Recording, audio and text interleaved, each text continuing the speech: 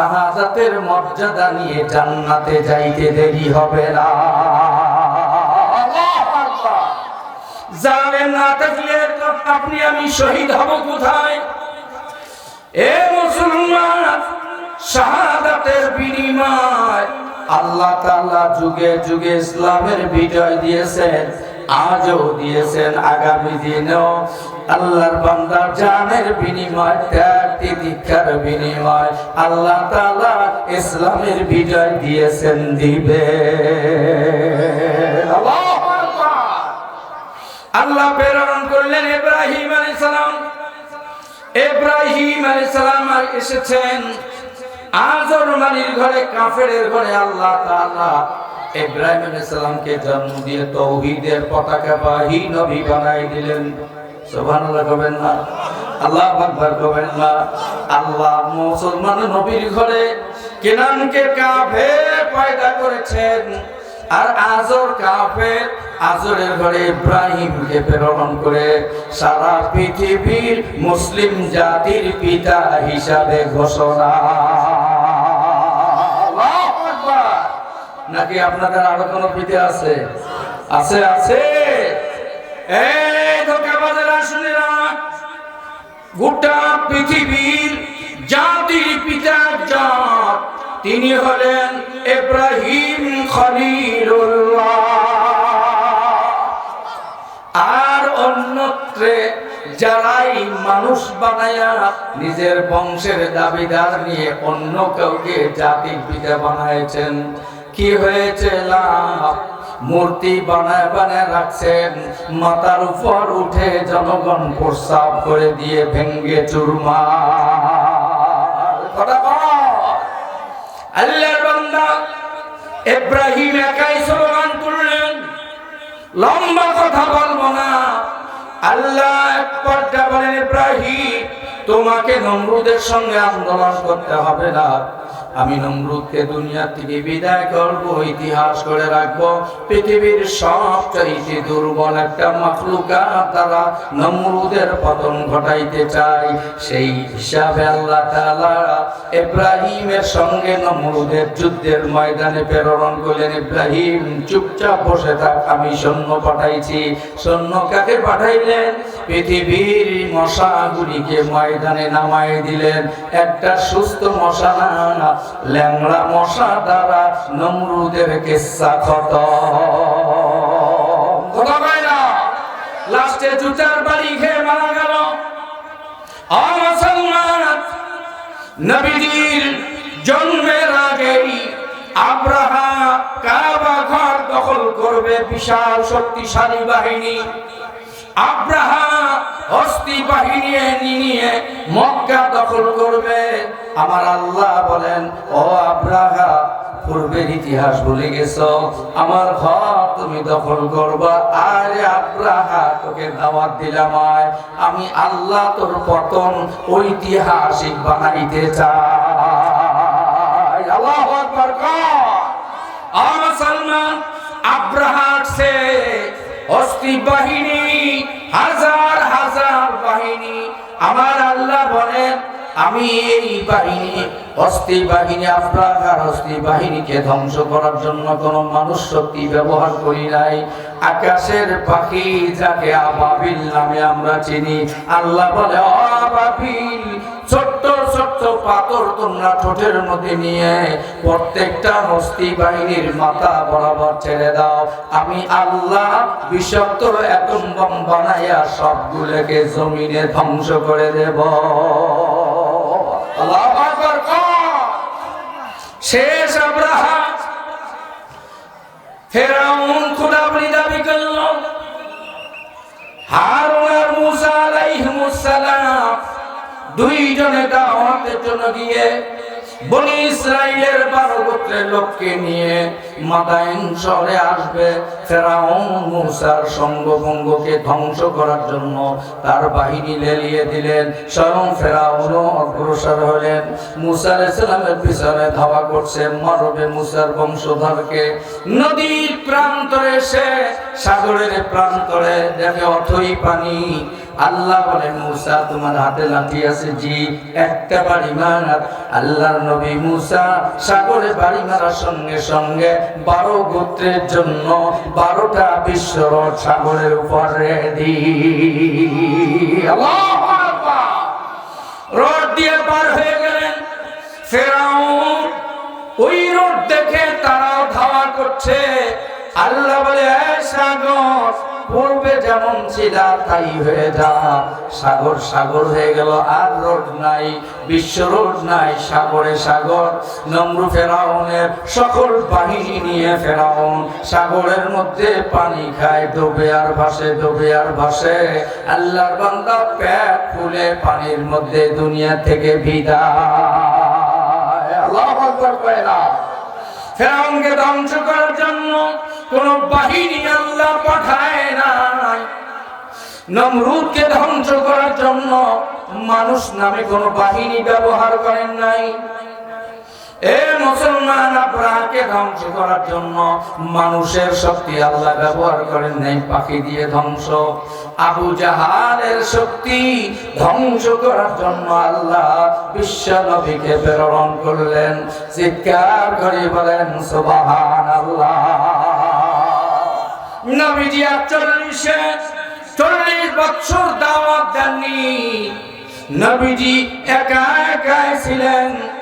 আবু জাহাল যেই জবান দ্বারা বিশ্ব নবীকে আল আমিন টাইটেল দিল, আমানতদার বলল, পৃথিবীর শ্রেষ্ঠ মানুষ বলল, 41-এর শুরুতে হেরা গুহায় আল্লাহ তাআলা নবীজিকে ডাক দিয়ে কোরআনুল কারীম নাযিল করলেন। পৃথিবীর প্রথম মাদ্রাসা হলো হেরা গুহা।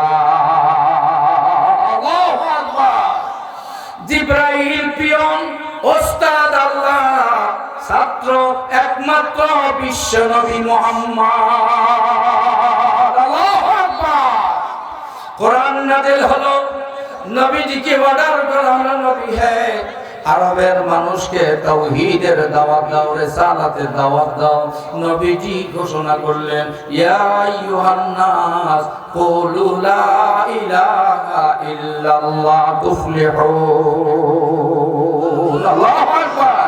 হে আরবের লোক সকল, এক আল্লাহর ইবাদত করো, ইহকাল কামিয়াব, পরকালে জান্নাত।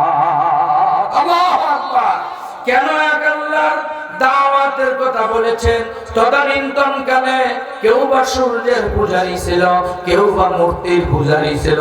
আমাদের দেশে যেমন কিছুদিন আগে মূর্তি নিয়ে খুব মাতাল ছিলাম, পাগল ছিলাম। মূর্তি না বানাইলে আমাদের মন তৃপ্তি থাকে না, কথা কয় না।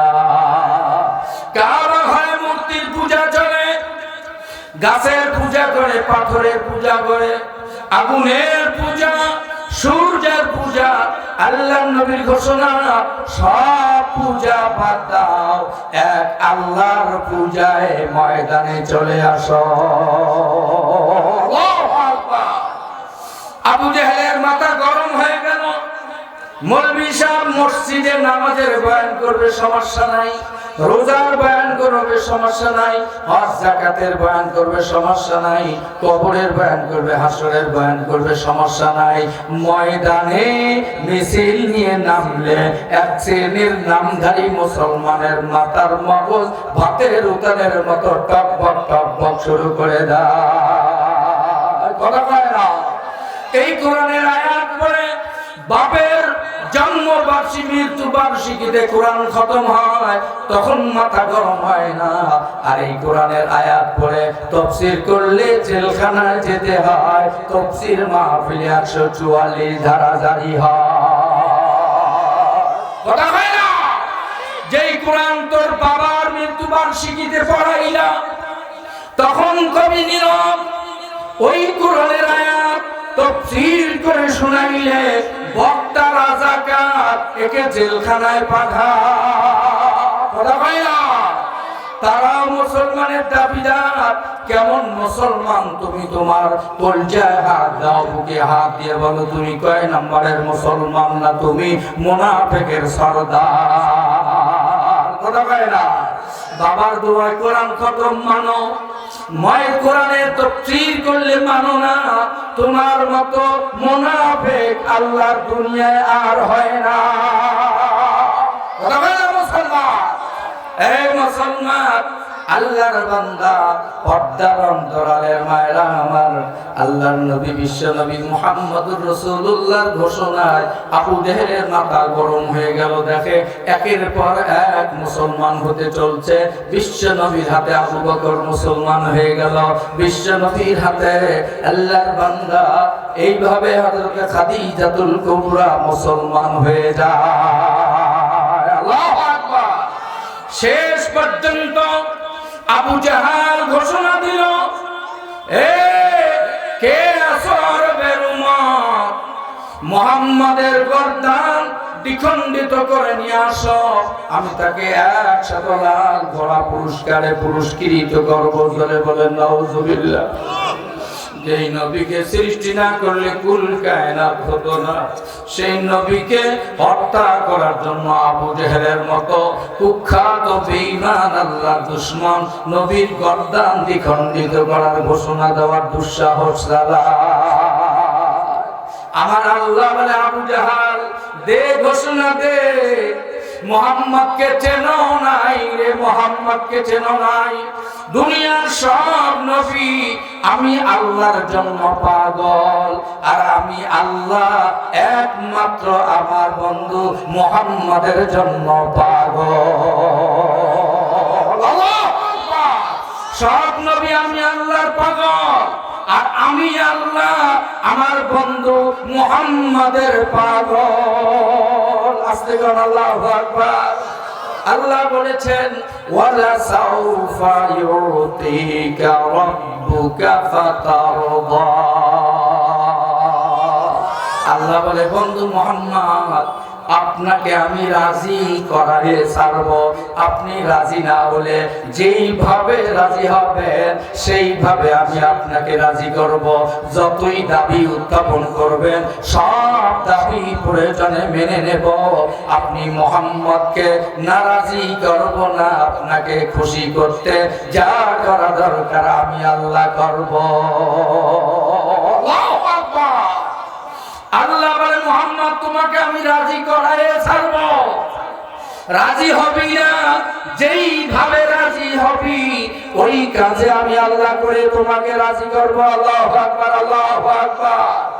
ও মুসলমান, সেই বিশ্ব নবীকে মারার ঘোষণা দিল আবু জাহাল। ওমর তখন পর্যন্ত কাফের ছিল। আবু জাহেলের ক্যাডার বাহিনী, রাইফেল বাহিনী, হেলমেট বাহিনী ছিল, পিস্তল বাহিনী ছিল। ওমর দাঁড়াইয়া বলে, নেতাজি, এই পুরস্কার আমি ওমর বেঁচে থাকতে আরবের আর একটা যুবককে নিতে দেব না। আবু জাহালও জানে এটা এর দ্বারাই সম্ভব। তরবারি হাতে নিলেন, নেতার কাছে অনুমতি নিয়ে রওনা। পথে বন্ধু নাইমের সঙ্গে সাক্ষাৎ। বন্ধু নাইম বলে, আবু জাহাল কোথায় যাও? তরবারি হাতে, মেজাজটা গরম গরম দেখছি, কোথায় যাও? বন্ধু আবু নাইমের কথার উত্তর দিতে গিয়ে ওমর বলে, নাইম, সময় নাই তোমার সঙ্গে কথা বলার, আমি খুব ব্যস্ত। কয় কি ব্যস্ত? একটু বল না দোস্ত। কয় দোস্ত, আবু জাহালের ঘোষণা, নেতার ঘোষণা হয়েছে, মুহাম্মদের গর্দান দ্বিখণ্ডিত করতে পারলে 100 লাখ ঘোড়া আমি পুরস্কার পাবো। চলছি এক চিন্তা, যাব মুহাম্মদের গর্দান উড়াইয়ে কল্লাটা আবু জাহালের কাছে পৌঁছাই দিতে চাই। নাউজুবিল্লাহ। কলজা ফেটে যায় রে মুসলমান, কি দুঃসাহস! আজও আবু জাহালের পেতাক্তা আছে, তাদের ক্যাডার আছে, মৌলবীর দাড়ি ধরে মুখে লাথি মারতে তাদের মায়া লাগে না। কথা কয় না, কথা কয় না। মৌলবীকে জেলে রিমান্ডে নিয়ে মেরুদণ্ড ভেঙ্গে দিতে তাদের মায়া লাগে না। শুধু চায় তারা পোস্ট, তারা চায় প্রমোশন, তারা চায় অস্ত্র, অর্থ, সম্পদ। কথা বলেন ঠিক না বেঠি? মুসলমান ভাইরা আমার, নাইম বলে, আবু জাহল, ওমর, মাতবরি কাতবরি সব জায়গায় চলে না, মাস্তানি সব জায়গায় চলে না। জানো কি? বলে কেন? আমি এমন একজন যুবক, আরবের অমমাস্তান, আমি রাস্তায় দাঁড়াইলে একটা মায়ের সন্তান দাঁড়া রাস্তায় দাঁড়িয়ে থাকার সাহস পায় না। সেই উমর আমি যাব মুহাম্মাদের গর্দান উড়াই নিয়ে আসবো। নাইম বলে ওমর সাবধান, জানো তুমি মুহাম্মদ সম্পর্কে তোমার কি কোনো ধারণা আছে? মুহাম্মদকে চেনো? কেমন নাস্তান তুমি বুঝা গেছে। যাও তোমার বাড়ির আগে খবর নাও। বলে বাড়ির কি খবর নেব?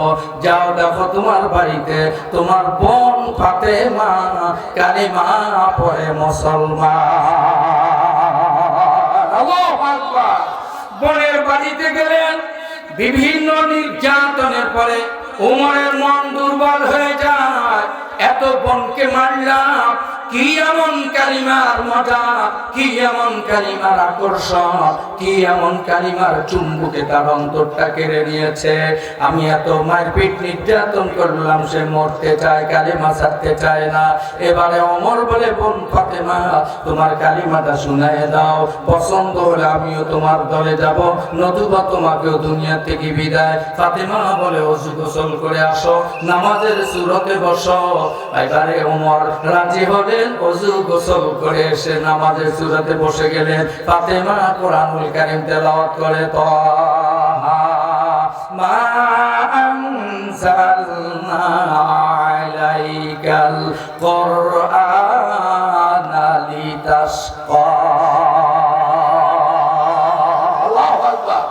এই তাশকা উমর রাতা আরবি ভাষাবিদ, সব শব্দ শুনতে শুনতে তরজমা বোঝে। ইল্লা লিমান আল্লাহ লিমান ইয়াখশা, ইয়াখশা শব্দ শোনার সঙ্গে সঙ্গে ওমরের অন্তরের মধ্যে কম্পন শুরু হয়ে গেছে। এবারে চিৎকার করে বলে, ফাতেমা আমি আর তোমার কণ্ঠে কোরআন শুনতে চাই না, চল। মুহাম্মদ কোথায়? আমি ওমর তোমাকে কথা দিচ্ছি, আমি কালিমা পড়ে মুহাম্মাদের দলে যেতে চাই। এই তরবারি মুহাম্মাদের বিরুদ্ধে ছিল, কসম দিয়ে বলছি এই তরবারি মুহাম্মাদের পক্ষে আবু জেহেলের গর্দান উড়াইয়ে দেওয়ার জন্য ব্যবহার করতে চাই। আল্লাহু আকবার। এই মুসলমান, ওমর মুসলমান হয়ে গেছে। নবীজিকে আরো সহায় করার জন্য আবু জাহাল ঘোষণা দিয়েছে, আরবের লোকেরা সাবধান, মুহাম্মদ নামে একজন মক্কায় পাগল বাইর হয়েছে, খবরদার ওই পাগলের কাছে যাইবা না। পাগল কি বলে শুনবা না। চিৎকার করি কোন আল্লাহু আকবার। আল্লাহর বান্দা, আরবের মধ্যে কৌতূহল পড়ে গেল, পাগল কি জিনিস। পাগল তো চট পড়া থাকে, জট পড়া থাকে, দেখতে যায় পাগল। আবু জাহাল বাধা করার কারণে দল বেঁধে বন্দুক দাওয়াত দেয়, বন্ধু চল মক্কায় মুহাম্মদ নামে একজন পাগল বাইর হয়েছে। পাগল দেখতে যাই কেমন পাগল, গিয়ে দেখে মুহাম্মদ মক্কার ঘরে, আল্লাহর ঘরে বসা। ও মুসলমান, মানুষগুলি দল বেঁধে বিশ্ব নবী চেহারার দিকে একবার তাকায়, আর সূর্যের দিকে আর একবার তাকায়। দেখে সূর্যের আলোর চেয়ে বিশ্ব নবীর চেহারার মধ্যে আলো 1000 গুণ বেশি। আস্তে কোন আল্লাহু আকবার। আর মুসলমান, নবীজির দাঁত যখন বাহির হয়, আরবের লোকেরা বলে সর্বনাশ, মণি মুক্তার চেয়েও দাঁতের মধ্যে ঝলক বেশি। যখন দাঁত বাইর হয় মনে হয় বিদ্যুৎ চমকিতেছে। এত সুন্দর চেহারা, চেহারার দিকে তাকায় আর কোনোদিন চোখ সরাইতে মন চায় না। তাদের মন বলে, তাদের ইতিহাস বলে, তাদের চোখটা বিশ্ব নবী চেহারার দিকে তাকায় আছে, ডান বাম করতে মন চায় না। এত সুন্দর চেহারার মানুষ আরব বিশ্বে কেউ আর আগে দেখে না। লোক সিদ্ধান্ত নিল, এটা কেমন পাগল। পাগল থাকে চুলগুলি এলোমেলো, জট লাগা, দাঁতগুলি ময়লা, চেহারা ময়লা, কাপড় ছিঁড়া ফাটা, তালি লাগা থাকে, চট গায়ে দেওয়া থাকে। এটা কেমন পাগল, যার চেহারার দিকে তাকাইলে চেহারার আলোর কাছে সূর্যের আলো, চন্দ্রের আলো হার মেনে যায়। যার দাঁতের আলোর কাছে বিদ্যুতের আলোর চাইতেও বেশি আলো চমকিতে থাকে। এটা তো পাগল হতে পারে না। শুনেছি পূর্বের কিতাবের ইতিহাস, মুহাম্মদ ইবনে আব্দুল্লাহ নামে একজন নবী, আখিরি জামানার নবী দুনিয়াতে আরবে জন্মগ্রহণ করবেন। এই ইনি হবে সেই মুহাম্মদ। আল্লাহু আকবার। দলে দলে দলে দলে হাতে হাত দিয়ে মুসলমান হয়ে যায়। আল্লাহু আকবার। এবারে আবু জাহেলের তৃতীয় ঘোষণা, وقال الذين كفروا لا تسمعوا لهذا القرآن والغوا فيه لعلكم تغلبون। হে আরবের লোকেরা, মুহাম্মদ আব্দুল্লাহর বেটা মুহাম্মদ কোরআনের আসল, কোরআনের দাবিদার। আল্লাহ নাকি তাকে নবুয়ত দিয়েছে, তার উপর কোরআন নাযিল করেছে। খবরদার, মুহাম্মাদের কণ্ঠে তোমরা কোরআনের বাণী শুনতে যাবা না।